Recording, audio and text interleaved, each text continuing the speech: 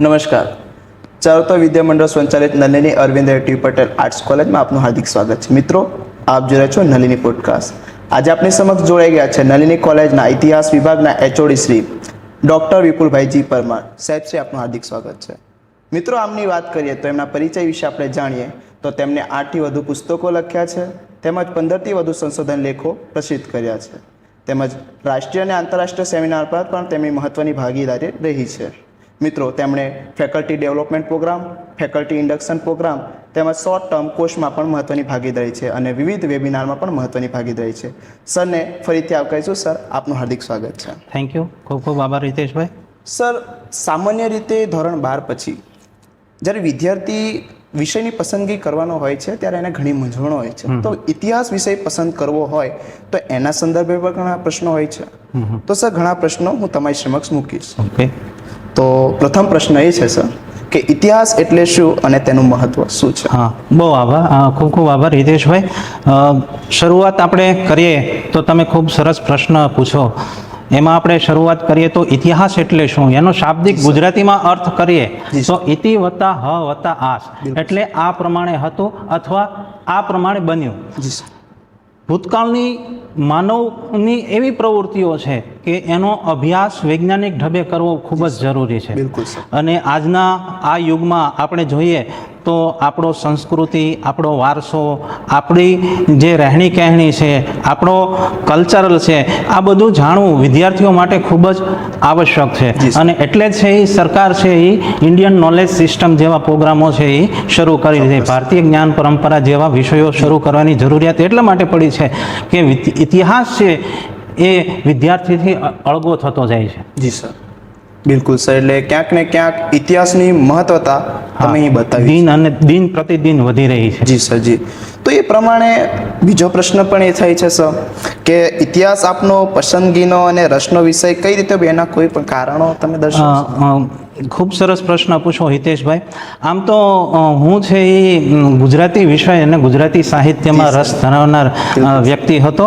જ્યારે મેં ગ્રેજ્યુએશન લોકભારતી સણોસરાથી પૂરું કર્યું ત્યારે હું એક મહાન વિભૂતિના સંપર્કમાં આવ્યો અને એમનું નામ છે મનુભાઈ પંસોળી. તમે નામ કદાચ સાંભળ્યું હશે, જેમને દર્શકના ઉપનામથી આપણે પરિચિત છીએ. અમે લોકભારતી સણોસરામાં એમને દાદા તરીકે ઓળખતા હતા.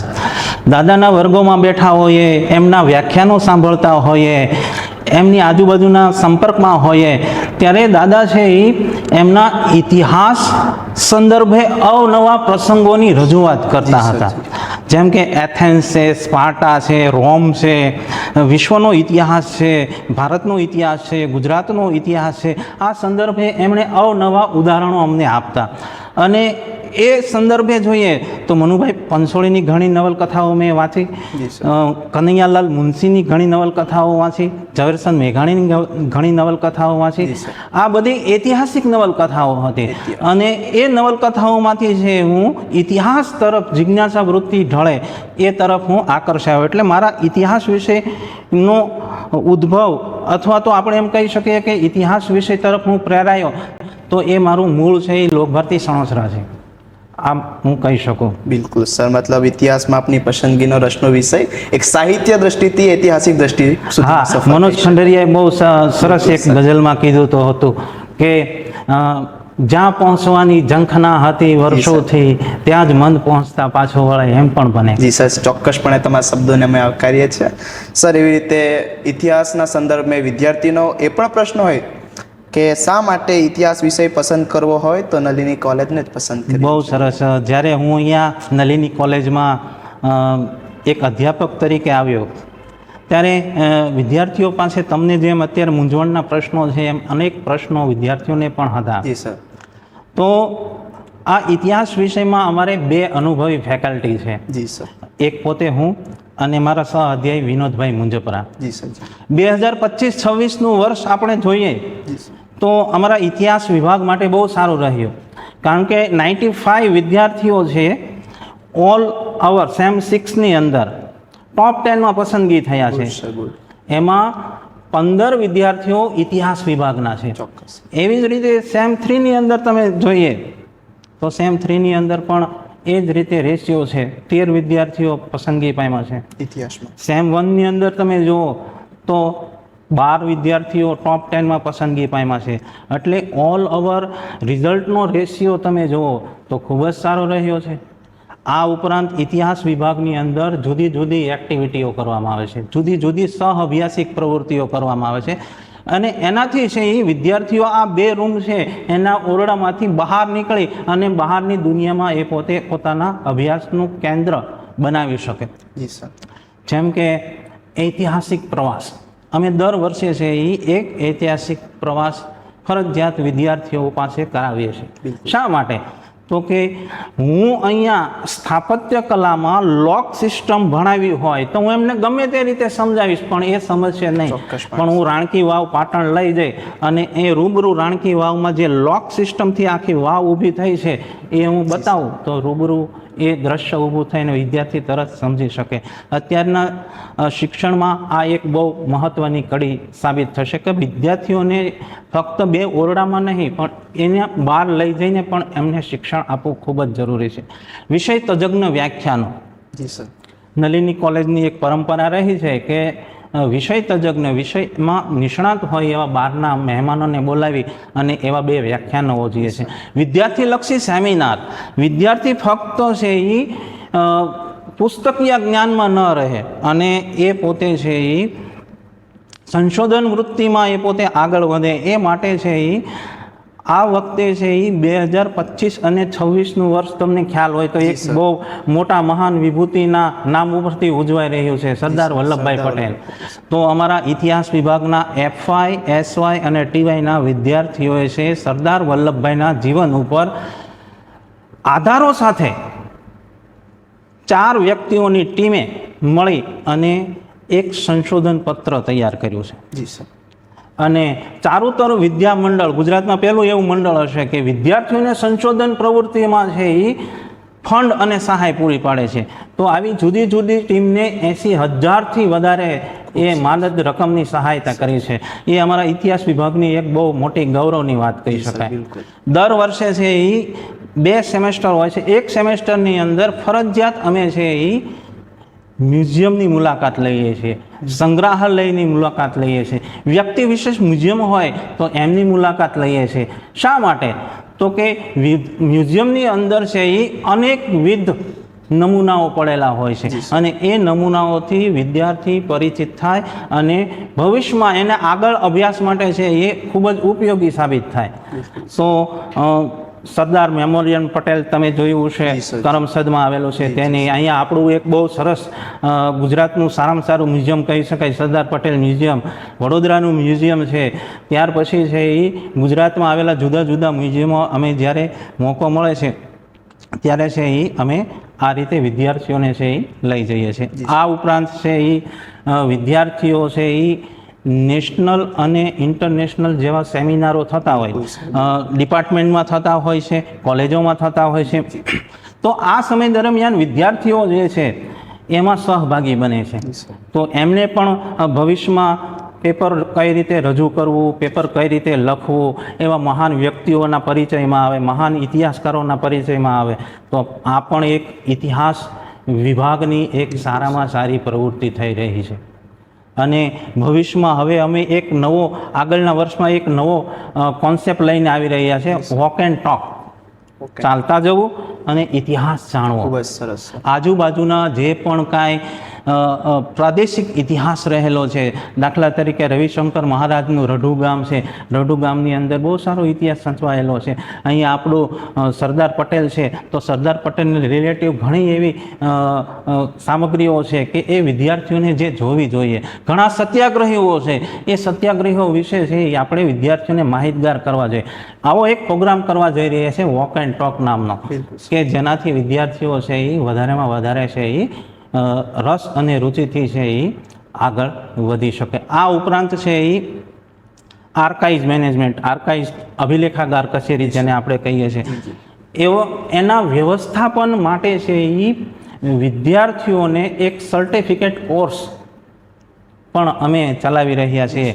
તો જે પણ કાંઈ 12મા ધોરણ પછી જે ઇતિહાસ વિષય પસંદ કરતા હોય તેમને આવી અનેકવિધ પ્રવૃત્તિઓનું લિસ્ટ અમારી પાસે છે કે વિદ્યાર્થીઓને છે એ અમે 2 કલાક માટે પણ ફ્રી નહીં રહેવા દઈએ, અથવા તો એમને પ્રવૃત્તિશીલ રાખીએ. ઐતિહાસિક ફિલ્મ તમે જુઓ, એ ખૂબ જ ઘણી એવી ફિલ્મો હોય છે, ડોક્યુમેન્ટરી ફિલ્મો હોય છે, ઐતિહાસિક ફિલ્મો હોય છે કે વિદ્યાર્થીઓને બતાવવા જેવી હોય છે. દાખલા તરીકે સરદાર પટેલના જીવન ઉપર છે, ગાંધીજીના જીવન ઉપર છે, આવા ઘણા સત્યાગ્રહીઓના જીવન ઉપર બનેલી છે, શહીદો ઉપર બનેલી છે. તો આવી ઘણી ફિલ્મો પણ અમે વિદ્યાર્થીઓને બતાવીએ છીએ.